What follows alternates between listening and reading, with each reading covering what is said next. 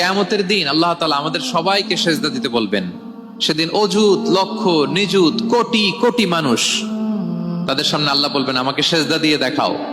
আমরা দুনিয়াতে যারা আল্লাহকে প্রাণ ভরে সেজদা দিয়েছি, আমরা সেদিন আল্লাহু আকবার বলে সেজদায় লুটিয়ে পড়বো।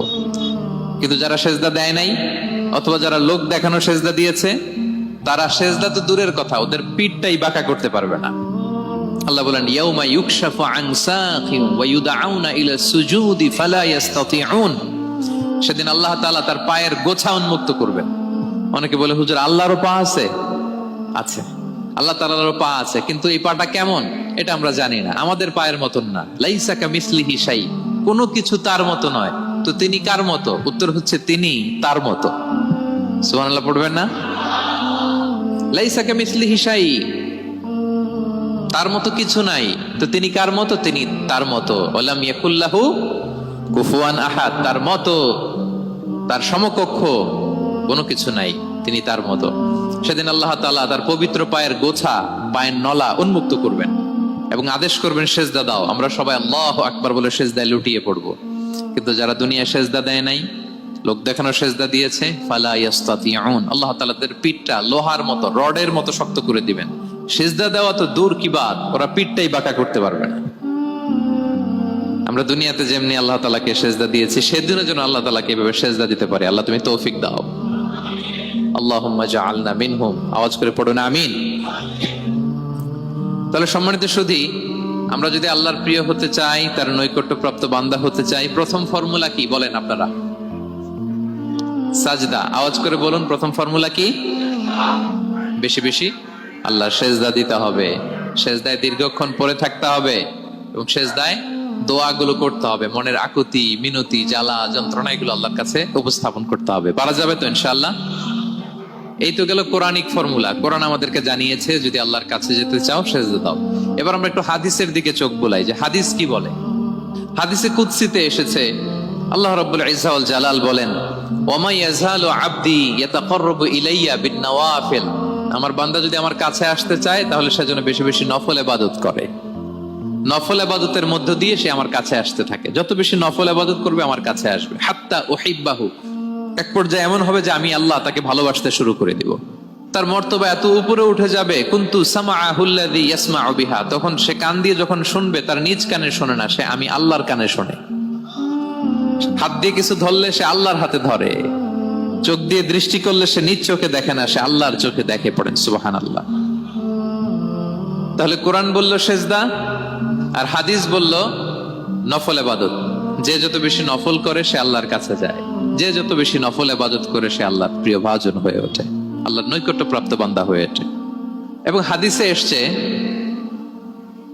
বিষ্ণু ইসলাম বলেন, আমাদের ফরজ নামাজে যদি কারো ঘাটতি হয়, আমাদের অনেকের এমন হবে যে ফরজ নামাজ পড়ে নাই অলসতা করে, তখন আল্লাহ ফেরেশতাদেরকে বলবেন কি অবস্থা আমার বান্দার?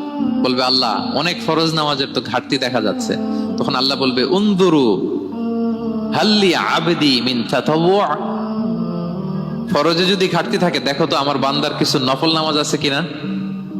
ফেরেশতারা এবার খুঁজে দেখবে, হ্যাঁ এই বান্দার অনেক নফল নামাজ আছে। তখন আল্লাহ বলবে ঠিক আছে, এই নফল গুলোরে ফরজের ভেতরে ঢুকাইয়া মেকআপ করে দাও।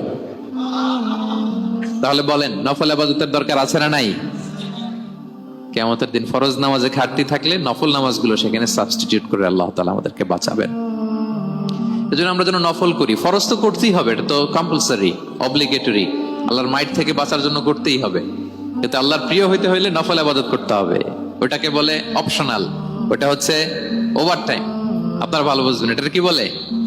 ওভারটাইম। ওভারটাইমের বেতন কিন্তু মূল বেতনেরও বেশি, বেসিকের চেয়ে বেশি। বেসিকে যদি পার আওয়ার 20 রিঙ্গিট হয়, তো ওভারটাইমে পার আওয়ার কত? 30 রিঙ্গিট, 40 রিঙ্গিট, ঠিক কিনা? তো এই জন্য নফল গুলোকে যেন আমরা ছোট মনে না করি প্রিয় ভাইরা। তাহলে আমরা ফর্মুলা পেয়ে গেলাম, আল্লাহ তাআলার প্রিয় হতে চাইলে দুটি কাজ। কোরআন বলে সেজদায় লুটিয়ে পড়ো, আর হাদিস বলে বেশি বেশি নফল ইবাদত করো। আমরা কি করতে পারি, কি কি নফল ইবাদত করে আল্লাহ তাআলার প্রিয় হতে পারি, আমি দুই একটি আপনাদের সাথে শেয়ার করবো ইনশাআল্লাহ। এক নাম্বার যে নফল ইবাদতটি করে আমরা আল্লাহ তাআলার প্রিয় হতে পারি সেটা হচ্ছে তিলাওয়াতুল কোরআন। আল্লাহর কোরআনের তেলাওয়াত, এটা আল্লাহর বাণী। কোরআন তেলাওয়াত মানে আল্লাহর সাথে কথা বলা। ইনদামা তাতলুল কোরআন কাআন্নামা আনতা তুনাজি মা রাব্বিক, যখন আপনি কোরআন তেলাওয়াত করেন কাইন্ড অফ আপনি আল্লাহর সাথে মোনাজাত করেন, মানে একান্ত আলাপন করেন, আলাপচারিতা করেন। তো বিষ্ণু সাল্লাল্লাহু আলাইহি ওয়াসাল্লাম বলেছেন আফদালুল ইবাদাতি কিরাআতুল কোরআন, নফল ইবাদতের যত লিস্ট আছে এর মধ্যে সবচেয়ে শ্রেষ্ঠ হচ্ছে আল্লাহর কোরআন তেলাওয়াত করা। 2 নাম্বার তালিকা হচ্ছে আত-তাহাজ্জুদ বা কিয়ামুল লাইল, রাতের সালাত। কিসের সালাত? 2 রাকাত করে মাঝরাতে যে সালাতটা বিষ্ণু সাল্লাল্লাহু আলাইহি ওয়াসাল্লাম পড়তেন এটাকে বলে কিয়ামুল লাইল বা তাহাজ্জুদ। এক সাহাবী বললেন, ইয়া রাসূলুল্লাহ আইয়ুস সালাতি আফদালু বা'দাল মাকতুবা, ফরজ নামাজের পরে কোন নামাজ সেরা? বিষ্ণু বললেন আস-সালাতু ফি জাওফিল লাইল, মাঝরাতে যেই নামাজটা পড়ো তাহাজ্জুদ, এটা সবচেয়ে সেরা।